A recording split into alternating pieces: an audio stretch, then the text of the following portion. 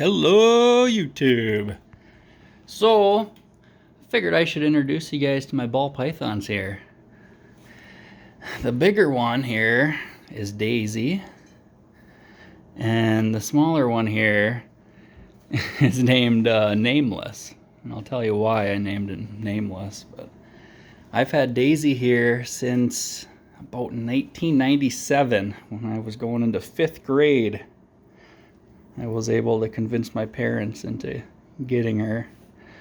She was about a year old, which makes her now about 25. I've had her about 24 years, which they can live a lot longer than that. If I remember right, I think the record is 42 years for a ball python.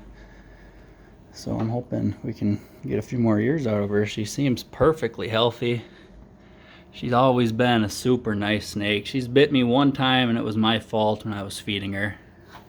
Otherwise, she's never just bit at me.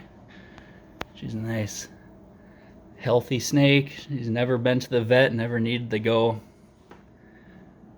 In high school, I used to always bring her to school for like pet day.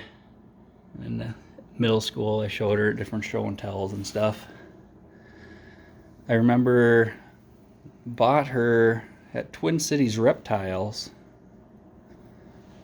and then on our way home we stopped at a China buffet and I snuck her in my jacket. But it's been a great snake. Like I said, no problems whatsoever.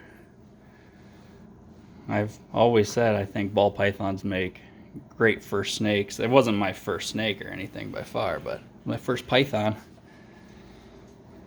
And then Nameless here, a few years after I had Daisy, a friend of mine asked me if I wanted another ball python. I said sure.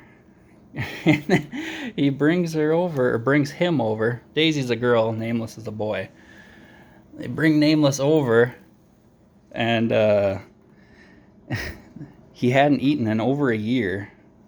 They had him for a year, never got him to eat a single time. So it was just skin and bones. And then the worst part yet, dang, the snake keeps going in that chair. The worst part yet was they didn't know how to take care of him whatsoever. And they had a heat rock in the enclosure and a heat pad underneath it, which heat pad's fine. But they had nowhere in the cage where the snake wasn't on heat. So it was either on, a nice heat like it should, in the heat pad, or it had a heat rock it could go on to. So its entire underbody when I got him, you can kind of see the scarring still. But right about the halfway where my hand is, all the way down to the tail, was split wide open in burns. The tip of his tail actually fell off because it was split. It was split so much. So I had to force feed this snake for months. It would not eat anything. I thought I was gonna die. Had to keep it on, just newspaper and change it out constantly because everywhere he went, he was leaving like a blood smear. But I force fed him for a long time, and look at him now. That was 22 years ago, somewhere around there. He's doing fine now. I never went to the vet just because my parents weren't going to flip the bill. I was just a kid. So I was just looking up stuff online. Found out how to force feed them and whatnot. So yeah, they're real hardy snakes. I mean, that right there shows you that. I think that would have killed a lot of animals. But also been a very docile snake. This one's he's never bit me whatsoever, but I named him Nameless because I didn't want to get attached because I figured he was gonna die on me. I mean, he's still, you can tell he's not perfect, just like he's kind of kinky, if that makes sense. And he's got the scarring, the stub tail. But other than that, you know, he eats great now. Really can't complain about either of the snakes. I hope to have them for a long time to come.